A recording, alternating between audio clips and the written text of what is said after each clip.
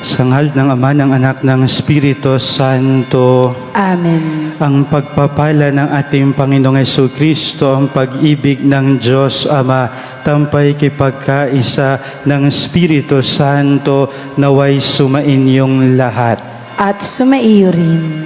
Mga pinakamamahal, tayo ay nasa ika-4 na linggo ng Pasko ng pagkabuhay ni Kristo.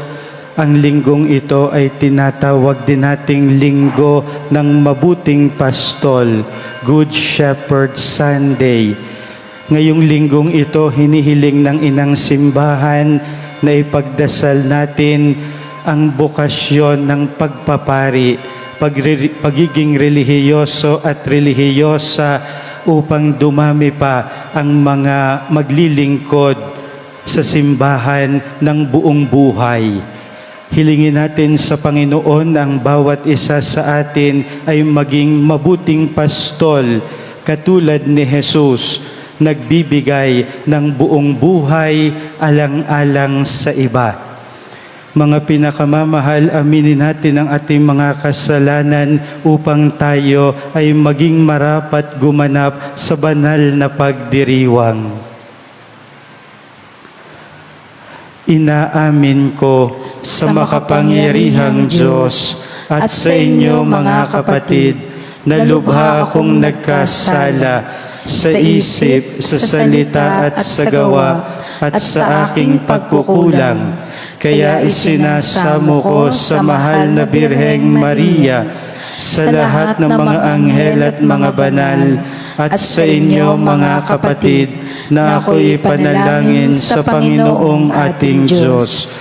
Kaawaan tayo ng makapangyarihang Diyos, patawarin tayo sa ating mga kasalanan, patnubayan tayo hanggang sa buhay na walang hanggan. Amen. Manalangin tayo.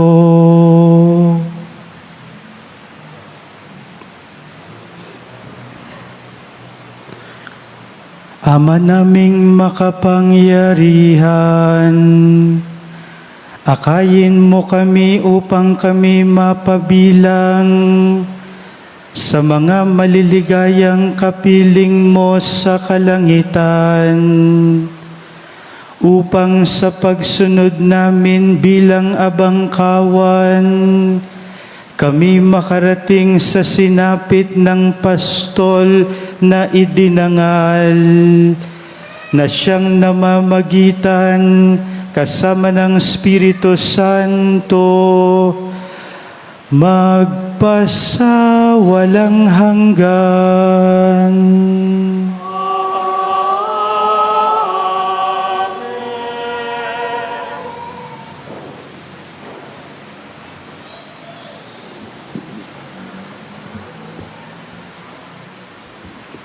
Pagbasa mula sa mga gawa ng mga apostol. Noong araw ng Pentecostes, tumayo si Pedro at ang 11 apostol at nagsalita siya ng malakas.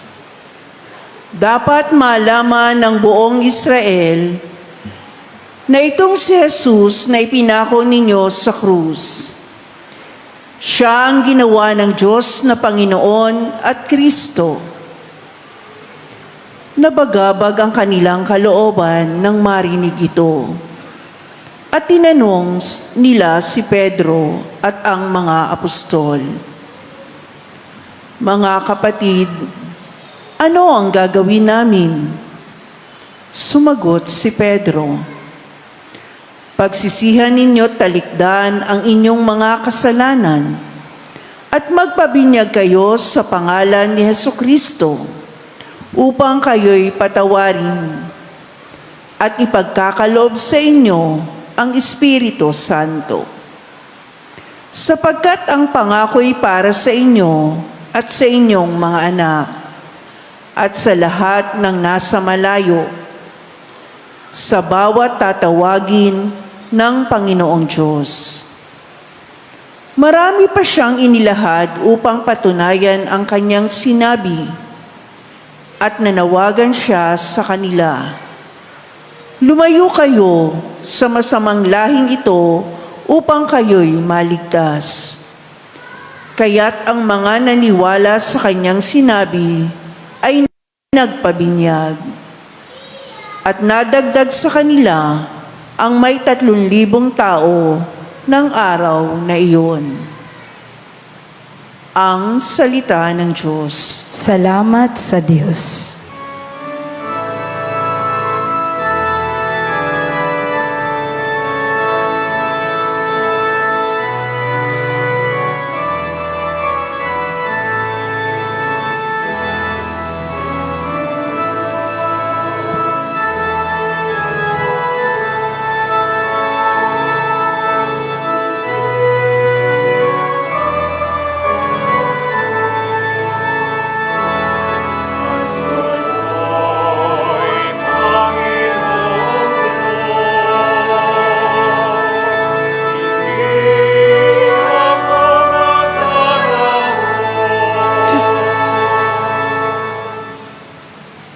Panginooy aking pastol, hindi ako magkukulang.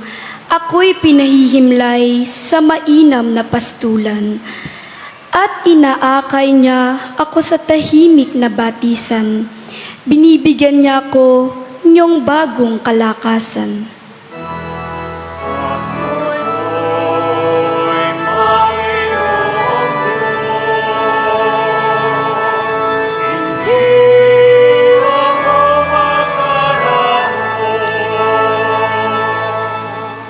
At sang-ayon sa pangako na kanyang binitawan, sa matuwid na landasi doon iyon inaakay. Kahit na ang daang iyo'y tumatahak sa karimlan, hindi ako matatakot pagkat ika'y kaagapay. Ang tungkod mo at pamalo, ang gabay ko at sanggalang.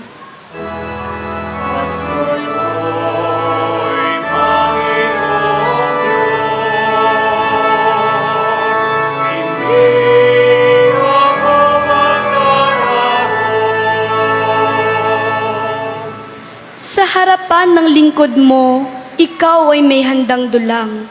Ito'y iyong ginagawang nakikita ng kaaway. Nalulugod ka sa akin na ulo ko ay langisan, at pati na ang kalis ko ay iyong pinaaapaw.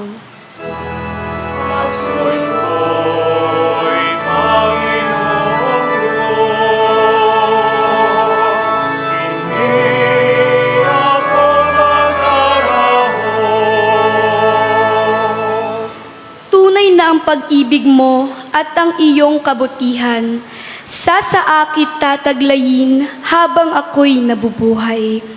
Doon ako sa templo mo, lalagi at mananahan.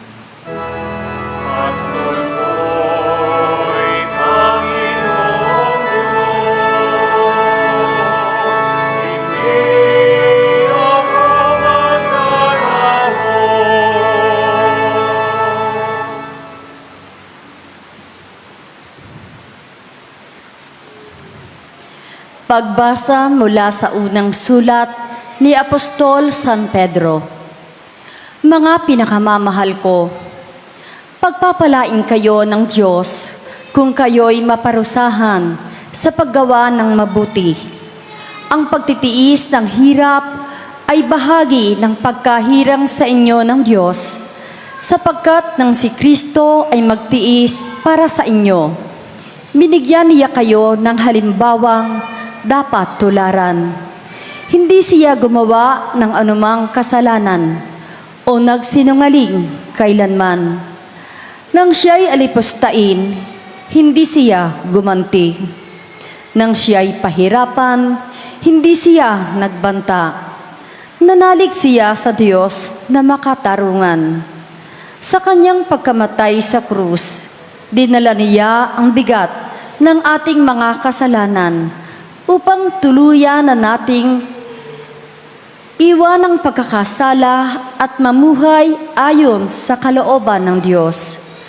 Kayo'y gumaling sa pamamagitan ng kanyang mga sugat, sapagkat nagkawatak-watak kayo gaya ng mga tupang naligaw.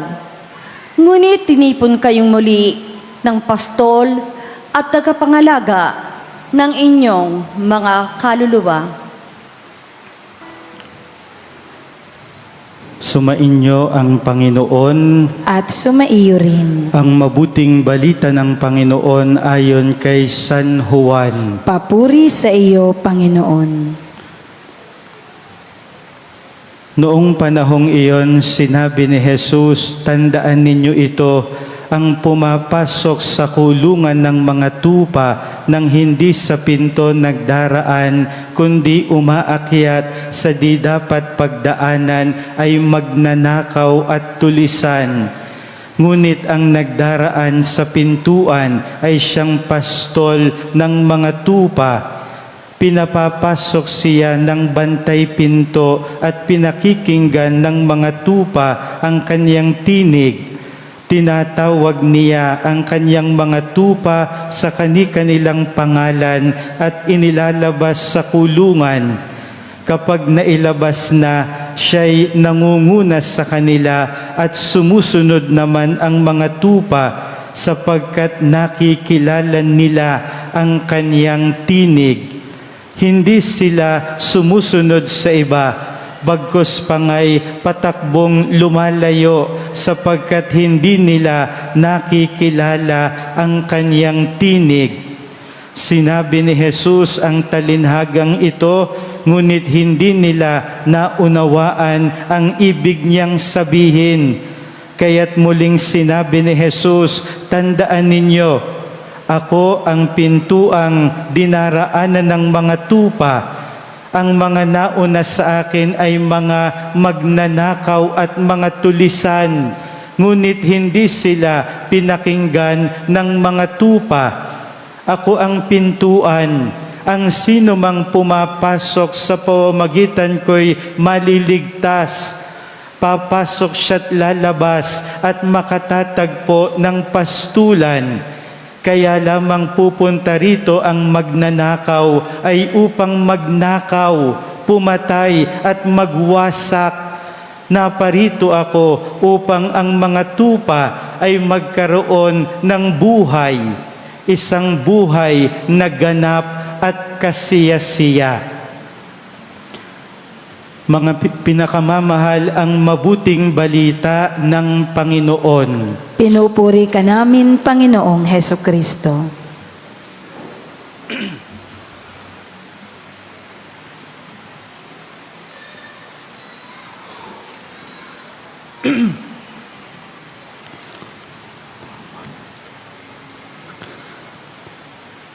Mga pinakamamahal, tayo po ay nasa ika-4 na linggo ng Pasko ng muling pagkabuhay ni Kristo. Ngayon po ay 4th Sunday of Easter. Ang linggo pong ito ay tinatawag na linggo ng mabuting pastol or Good Shepherd Sunday. Ngayong linggong ito rin po ay hinihiling ng simbahan na ipagdasal natin ang biyaya ng bukasyon ng pagpapari, pagrelihiyoso at pagiging relihiyosa upang madagdagan pa ang mga kalalakihan at kababaihan na nagbibigay ng buong sarili para sa simbahan. Ngayon po ay World Day of Prayer for Vocation. Kaya tayo po ay nakikiisa ng pananalangin sa Panginoon na siya'y magpadala pa ng maraming mga manggagawa sa kaniyang ubasan. Mga pinakamamahal, maganda na ating tingnan muna kung anong uri ng pastol si Kristo. At bilang mga disipulo ng ating Panginoong Hesukristo, tayo rin na tinatawag sa kanya-kanyang pamamaraan upang maging mabuting pastol. Tayo rin ay tumutulad kay Kristo. Atin munang titingnan kung anong uri ng pagiging pastol si Kristo upang ating matularan siya sa kanyang pagiging pastol. Mga pinakamamahal, napakaganda po ng ginamit na larawan ni Kristo ngayon. Siya ay mabuting pastol. Siya ay mabuting pastol. Ating suriin ngayon ang mabuting balita ayon kay San Juan upang makita natin kung papaano siya naging mabuting pastol. Ang sabi dito, tandaan nyo ito, ang pumapasok sa kulungan ng mga tupa nang hindi sa pinto nagdaraan, kundi umaakyat sa di dapat pagdaanan ay magnanakaw at tulisan. Anong ibig sabihin ng magnanakaw? Ang sabi dito, ang mga nauna sa akin ay mga magnanakaw at mga tulisan. Bakit? Babalik tayo sa ating pinagnilayan nung mga mahal na araw kung saan hinubad ni Jesus ang karangalan ng pagiging Diyos. Naging taong tulad natin sa lahat ng bagay maliban sa kasalanan. Ang tawag natin dito, ito'y binanggit ko sa inyo nung Holy Week, ang tawag natin dito, kenosis. Kenosis. Anong ibig sabihin ng kenosis? Self-emptying. Self-emptying. Hinubad ng Diyos ang lahat ng karangalan ng pagiging Diyos. Naging tulad natin sa lahat ng bagay maliban sa kasalanan. Naging masunurin sa Ama hanggang kamatayan. Oo, hanggang kamatayan sa krus. Yung tinatawag nating kenosis or self-emptying, wala noon ang mga magnanakaw. Sapagkat ang mga magnanakaw, hindi self-emptying, kundi pagpupuno ng sarili. Ibig sabihin, ang mga magnanakaw ay makasarili. Makasarili. Kaya matindi ang larawang ginamit ni Jesus nang sabihin niyang siya'y mabuting pastol.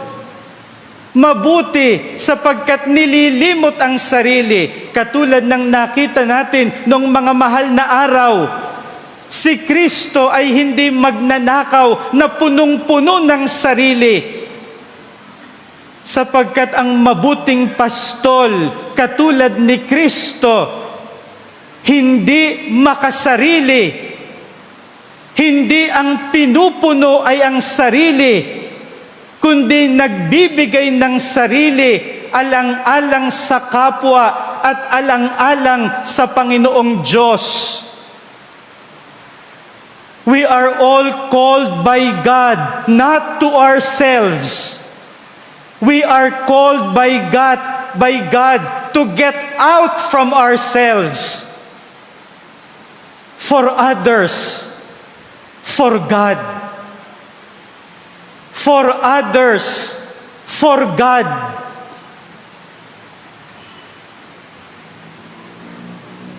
Nais ko pong kunin ang larawan ng isang ina. Bagamat nawawalan na po ngayon yung tinatawag nating breastfeeding, sapagkat uso na yung mga iba't ibang gatas.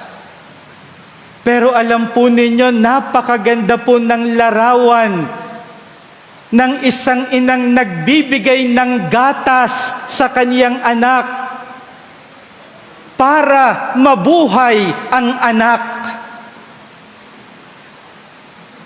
Sapagkat ang mabuting pastol, nagbibigay ng gatas, nagbibigay ng buhay, mga pinakamamahal, nagbibigay ng buhay. Yung sinasabi ni Jesus sa mabuting balita ngayon na mga magnanakaw, hindi nagbibigay ng gatas. Anong ginagawa ng mga magnanakaw? Nanggagatas. Napakaganda po ng larawan ng isang ina. Nagbibigay ng gatas, nagbibigay ng buhay.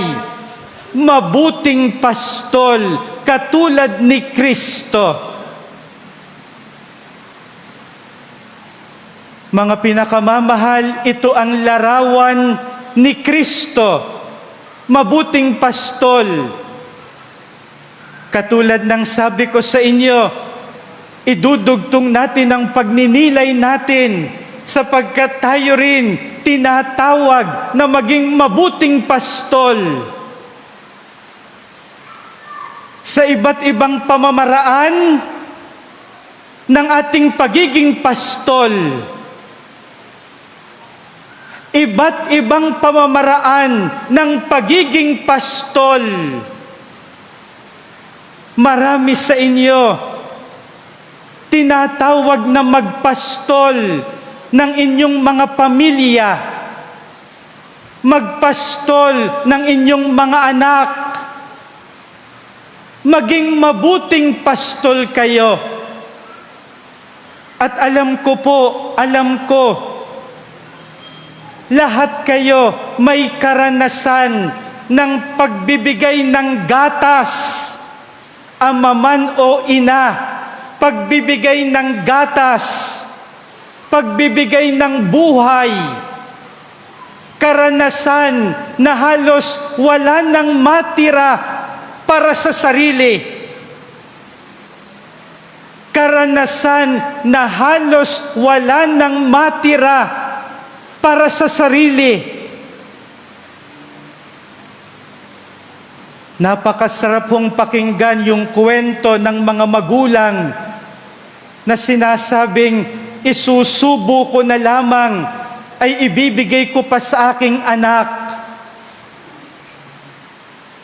Mga plano at mga pangarap na isinantabi para sa kanyang mga mahal sa buhay. Yung nakakaramdam na para siya'y kandilang nauupos sa pagbibigay ng kanyang sarili. Pero ang totoo'y hindi nauubos ang sarili. Bagkus ay nakikita niya ang kabuuan ng kanyang sarili sa pagbibigay ng kanyang sarili. Katulad ng mabuting pastol na si Kristo, marami sa inyo, mga magulang, mga ina, mga ama, mabubuting pastol. May ilan sa inyo, katulad ko bilang isang pari, tinatawag ng Diyos sa paglilingkod sa sambayanan, sa iba't ibang level at iba't ibang pamamaraan. Ako rin, katulad ninyo, tinatawag na maging mabuting pastol. I am not here to enrich myself. I am here to enrich the church. At papaano yumayaman ang simbahan? Hindi sa pamamagitan ng salapi.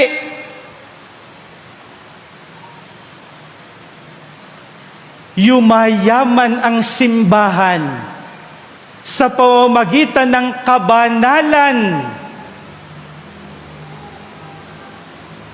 Kapag banal ang simbahan, mayaman ang simbahan. Kapag banal ang simbahan, mayaman ang simbahan.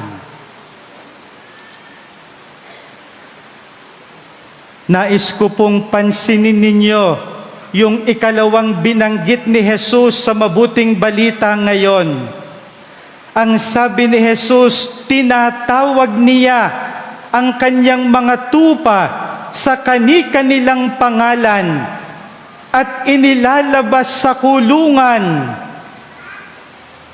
Kapag nailabas na, siya'y nangunguna sa kanila at sumusunod naman ang mga tupa sapagkat nakikilala nila ang kanyang tinig. Nung panahon ni Jesus, ang mga tupa ay sumusunod dahil sa tinig. Dahil sa tinig, kilala ng tupa ang tinig ng kanyang pastol.